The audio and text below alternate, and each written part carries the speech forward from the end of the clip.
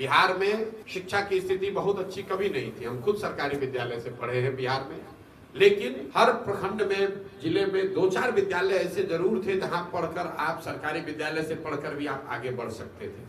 लेकिन पिछले 30-40 सालों में बिहार की शिक्षा व्यवस्था इस तरह से ध्वस्त हुई है कि अब कोई ऐसा विद्यालय नहीं बचा है जहां पर पढ़ाई हो रहा है।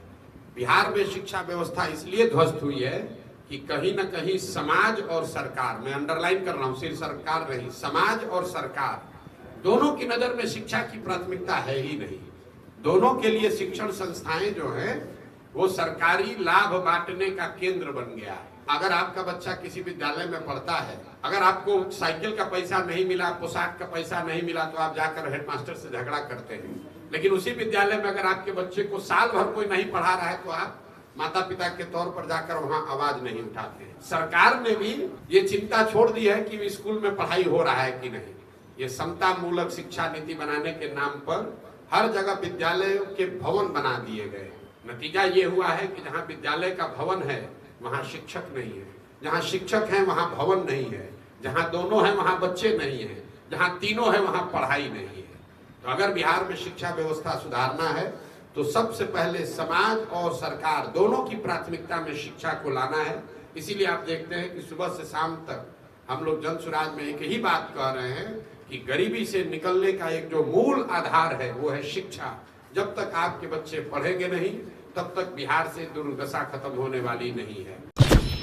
मैं आपको बता रहा हूं कि बिहार में जो किसानों की बदहाली है उसके 3 मूलभूत कारण हम लोग को समझ में आ रहे हैं। पहला, बिहार में भूमि सुधार का लागू न होना।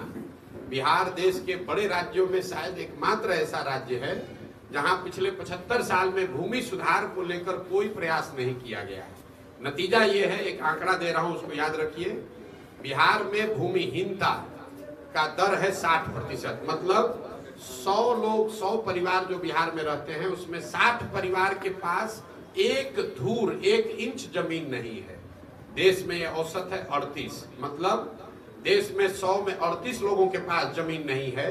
बिहार में समाजवाद और सामाजिक न्याय की राजनीति के बाद भी 100 में 60 लोगों के पास जमीन नहीं है। भूमि सुधार न लागू होने की वजह से करीब करीब 1/3 एग्रीकल्चर योग्य जमीन जो है वो उसका मालिकाना हक डिस्प्यूटेड है। पता ही नहीं है कि उसका मालिकाना हक है किसके पास। सरकार ने पट्टा बांट दिया, उसका अधिकार नहीं मिला।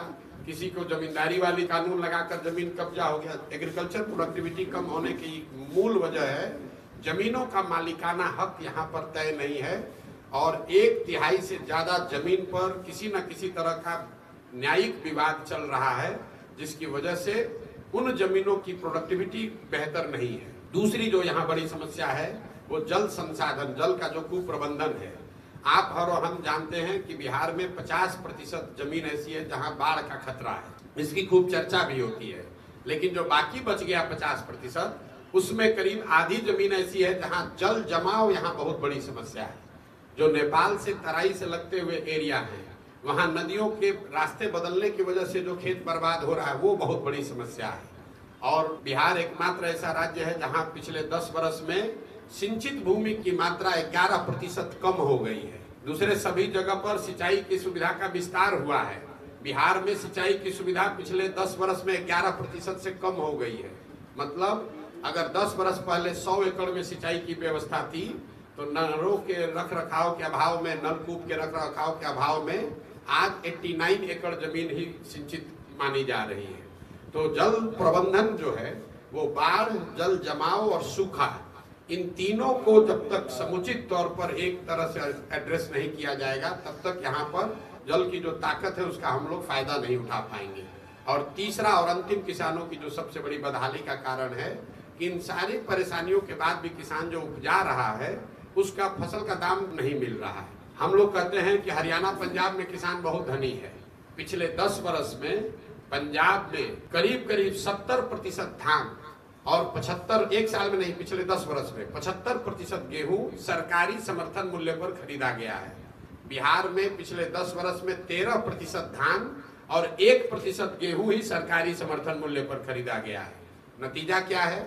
एक आर्थिक सर्वेक्षण बताता है कि बिहार में हर साल आप जो उपज करते हैं, जो किसान यहाँ पैदा कर रहा है, उसको उसका भाव न मिलने की वजह से करीब करीब 20,000 करोड़ रुपए का नुकसान हो रहा है हर साल।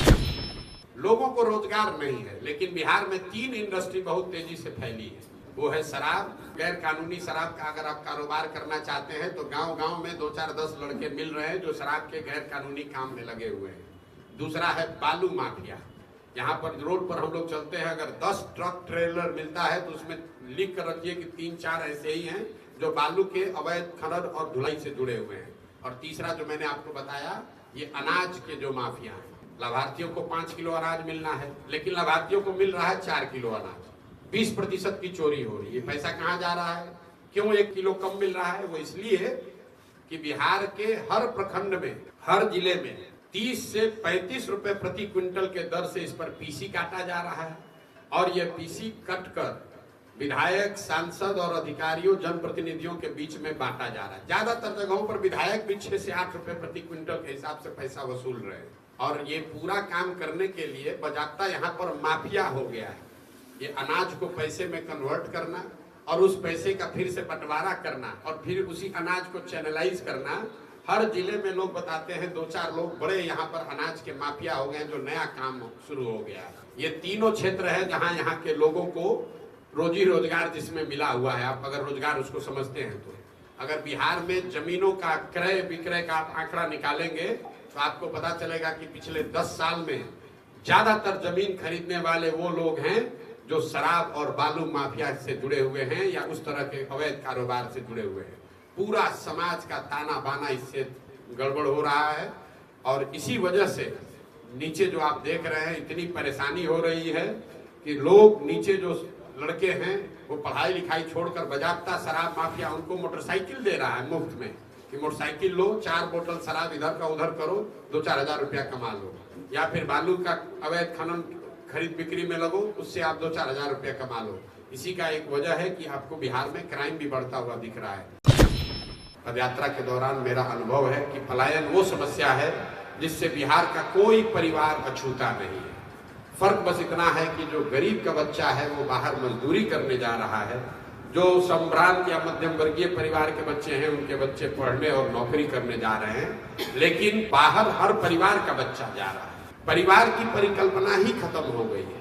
गांव में जब हम लोग जाते हैं तो ज्यादातर ऐसे प्रखंड पंचायत में जहां पर बाढ़ का असर है वहां तो 60-70% युवा छोड़कर चले गए। गांव में सिर्फ महिलाएं मिलती हैं, बुजुर्ग मिलते हैं, छोटे छोटे बच्चे मिलते हैं। शायद ही कोई ऐसा घर मिलता है जहां पति पत्नी, बाल बच्चे, माँ बाप सब एक साथ रहते हैं। परिवार के साथ रहना, पर्व त्योहार मनाना, एक दूसरे के सुख दुख में साथ खड़े होने की बात ही खत्म हो गई है।